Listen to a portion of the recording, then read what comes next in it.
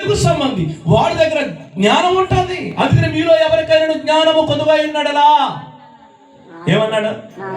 అడుగుడి అన్నప్పుడు ఏమడుగుతున్నామా? లోకములో ఉన్నదాన్ని అడగొద్దు అన్నాడు, దాన్నే అడుగుతాం. లోకములో ఉన్నదాన్ని నేను ప్రేమించొద్దంటే దాన్నే ప్రేమిస్తాం. అందుకనే నీతి దొరకట్లేదు. ఏం దొరకట్లేదు? మొదట నా నీతిని, నా రాజ్యమును, ఈ రెండు దొరికినోడికి ఇవన్నీ ఇవ్వాలని తెలీదా? అమంటాడు తెలుసా? నేను దేహము కన్నా వస్త్రము కన్నా దేహము గొప్పదా? దేహము కన్నా వస్త్రము గొప్పదా? దేహమే గొప్పదైనప్పుడు దేహమునిచ్చిన వాడు నీకు వస్త్రం ఇవ్వలేనా? ఈ ప్రశ్న వేస్తున్నాడు మనకైనా. ఆహారము గొప్పదా, ప్రాణము గొప్పదా అని అంటున్నాడు. ఏది గొప్పది? మరి ప్రాణమునే ఇచ్చిన వాడిని నీకు ఆహారం ఇవ్వలేనా? ప్రశ్న.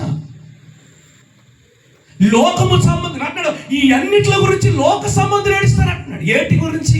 వస్త్రము గురించి, ఆహారము గురించి, ధనము గురించి. నువ్వెందుకు ఏడుస్తున్నావు? సంబంధం లేని ఏడుపులు ఏడుస్తాం మనం. ఏ ఏడుపులు? సంబంధం లేని, అంటే దేవునికి మనకి సంబంధం లేని ఏడుపులు. మీకు అర్థమైందా? ఇప్పుడు నా దగ్గర ₹1 కావాలి, ఎక్కడా దొరకట్లేదు. అడి తిరిగి అందరిని అడిగాం, అర్థమైపోయింది మాట. ఎక్కడికి వచ్చాను నేను? మీకు అర్థమైనప్పుడు ఎక్కడికి వస్తే పని అవుతుందో అక్కడికే రావాలి. మనం ఏం చేస్తామంటే తొందరపాటు ఇక్కడ అందరి దగ్గర తిరిగేస్తాం. కానీ దేవుని ఏర్పాటు ఒకరి దగ్గర ఉంటుంది. వాళ్ళ దగ్గరే దాచిపెట్టడం మనకి ఇవ్వాల్సింది. హల్లెలూయా. ముందు ఇక్కడికి వస్తే వాళ్ళు ఎవరు అన్నది ఆయన మనకు చూపిస్తాడు, లేకపోతే వాళ్ళే వచ్చి మనకి ఇస్తారు. దేవునికి స్తోత్రం కలుగును. ఇది దైవ నిర్ణయం. కానీ మనం ఏం చేస్తామంటే దేవునికి వేరుగా ఉండి మనం వెతుకుతాం, దొరకదు. తట్టుతాం, దొరకదు.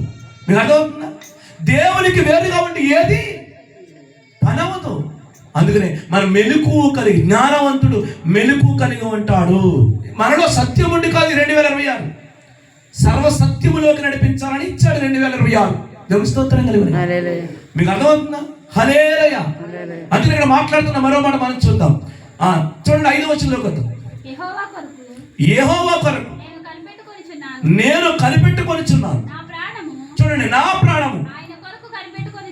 చూసారు, ఇక్కడ లింక్ ఉండాలి. ఇక్కడ ఏమంటాడు? ఇక్కడ యెహోవా కొరకు నేను కనిపెట్టుకొనిచున్నాను. తర్వాత నా ప్రాణం ఆయన కొరకు కనిపెట్టుకొనిచున్నది. జాగ్రత్తగా ఉండండి. మనము దేవుని మాటను బట్టే బతుకుతాం.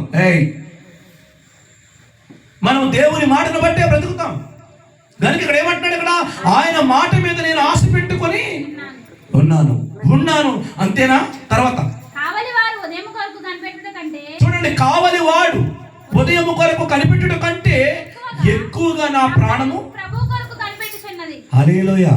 కావలి వారు ఉదయం కొరకు కనిపెట్టుట కంటే ఎక్కువగా నా ప్రాణము కనిపెట్టుకొనిచున్నది. హల్లెలూయా. అంటే దేవుని నోట నుండి వచ్చే మాట కోసం మనం చూడాలి. అందుకనే సామెతలు అంటే తీయొద్దు. ఎందుకంటే అక్కడ ఏమంటాడు తెలుసా? హృదయ ఆలోచనలు మనుషుని వశం. కానీ ఏమంటున్నాడు తెలుసా? తర్వాత మాట, చక్కని ప్రత్యుత్తరం ఇచ్చుట యెహోవా వలన కలుగును. మనము ఆయన మాట కొరకు చూడాలి, అడగాలి. ఆయన నీతిని పొందుకున్న ప్రతి వారు కూడా ప్రతి విషయమనందు దేవునికి కృతజ్ఞతాస్తుతులు చెల్లిస్తారంటే అది శ్రమైనా, సంతోషమైన, ఇరుకులైన, ఇబ్బందులైన, నిందలైన, అవమానాలైన వచ్చి ఎక్కడంటారో మోకాల మీదకి వచ్చేస్తారు. అంటే దేవుని స్తుతించి ప్రభువా నా దిక్కునివే. ఇది దావీదుకున్న జ్ఞానం. ఇది నా హృదయానుసరణ. అంటే నా హృదయం ఎరిగిన వాడు కాబట్టి ఎలా అడగాలో తెలుసు. ఎవరికి? దావీదుకి. హల్లెలూయా. ఒంటరి జ్ఞానం. నా తల్లి